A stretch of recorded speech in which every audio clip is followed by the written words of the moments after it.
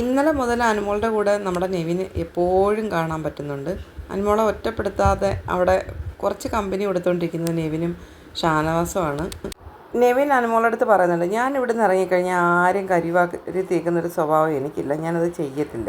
അനുമോളും അന്നേരം പറയുന്നുണ്ട്, നീ അങ്ങനെ തന്നെ ചെയ്യണം, കാരണം നമ്മൾ അങ്ങനൊന്നും ചെയ്യാൻ പാടില്ലടാ, അത് നല്ലതല്ല. ആരുടെയും പേരെടുത്ത് നമ്മളൊന്നും പറയാനും എടുക്കാനും ഒന്നും പോകരുത് സോഷ്യൽ മീഡിയയിൽ. ആരെ അധിക്ഷേപിക്കുകയും ചെയ്യരുത്. അങ്ങനെ രണ്ടുപേരും ആ ഒരു കാര്യത്തിനകത്ത് രണ്ടുപേരും ഒരേ കണക്കാണ് ചിന്തിക്കുന്നതെന്ന് നമുക്ക് മനസ്സിലാക്കാം.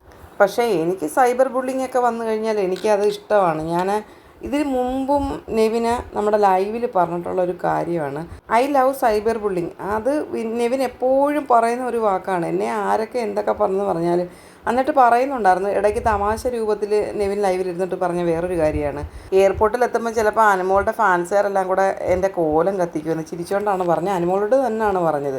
പക്ഷെ അന്നേരം അനുമോൾ പറയുന്നുണ്ട്, അങ്ങനൊന്നും ഉണ്ടാവത്തില്ലടാ, നീ എന്ത് അങ്ങനെ ചിന്തിക്കുന്നത്.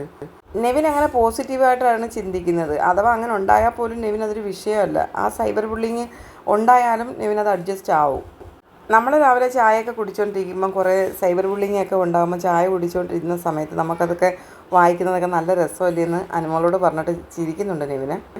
ഇതൊക്കെ കേട്ടിരുന്നിട്ട് അനുമോൾ ഇങ്ങനെ അതിശയിച്ച് നോക്കുകയാണ്, അയ്യോ ഇവൻ എന്തൊക്കെയാണ് ഈ പറയുന്നത്. എന്നിട്ട് അനുമോൾ പറയുന്നത്, അയ്യോ എനിക്ക് അങ്ങനൊന്നും പറ്റത്തില്ലടാ, ഞാനും ഒത്തിരി ഇതുപോലെ കേട്ടത് കൊണ്ട് എനിക്ക് സൈബർ ബുള്ളിങ് ഭയങ്കര ടെൻഷനാണ്, എനിക്ക് അങ്ങനെയൊന്നും കേൾക്കണ്ട. അനുമോൾ എന്നിട്ട് പറയുന്നുണ്ട്, നിന്നോട് സംസാരിക്കുമ്പോൾ എനിക്ക് എന്തോ ഒരു ആശ്വാസം ഉണ്ടടാ. സത്യത്തിൽ അത് കറക്റ്റായിട്ടൊരു കാര്യമാണ്. കാരണം ഇത്രയും പ്രശ്നങ്ങൾ ഉണ്ടായിട്ട് ആ വീട്ടിലെ ആ ആൾക്കാരുടെ കൂടെ ഇപ്പോഴും നിൽക്കുകയാണ്. നെവിൻ വന്ന അനുമോളോട് കുറച്ച് നേരം സംസാരിക്കുന്നതും ആ സംസാരത്തിൻ്റെ ഇടയ്ക്കുള്ള ചെറിയ തമാശകളും അനുമോൾക്ക് ഇപ്പോൾ ഒരു വലിയ ആശ്വാസം തന്നെയാണ്.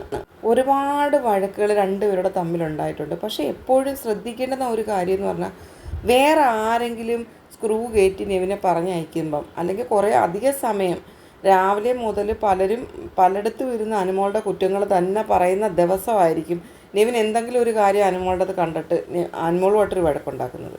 എത്ര വലിയ വലിയ വഴക്കുകൾ ഉണ്ടായ സമയത്ത് പോലും നെവിൻ ഒരു ടൈം പീരീഡ് കഴിയുമ്പം 1-2 ദിവസം അനുമോളുടെ അടുത്ത് ചിലപ്പം ആ ദേഷ്യത്തിലൊക്കെ ഇരുന്നിട്ടുണ്ടായിരിക്കും. പക്ഷേ അത് കഴിയുമ്പോൾ നെവിനത് വിട്ട് കഴിഞ്ഞ് അനുമോളോട് ചെന്ന് തന്നെ സംസാരിക്കും, അങ്ങോട്ട് ചെന്ന് സംസാരിക്കും. ആ ബെഡിൽ വെള്ളം ഒഴിച്ച് ആ ഒരു കേസ് തന്നെ എടുത്തു കഴിഞ്ഞാൽ നെവിൻ അങ്ങോട്ട് ചെന്നിട്ടാണ് പറഞ്ഞത്, നീ എനിക്കൊരു ഓംലെറ്റ് ഉണ്ടാക്കി തരുമോ?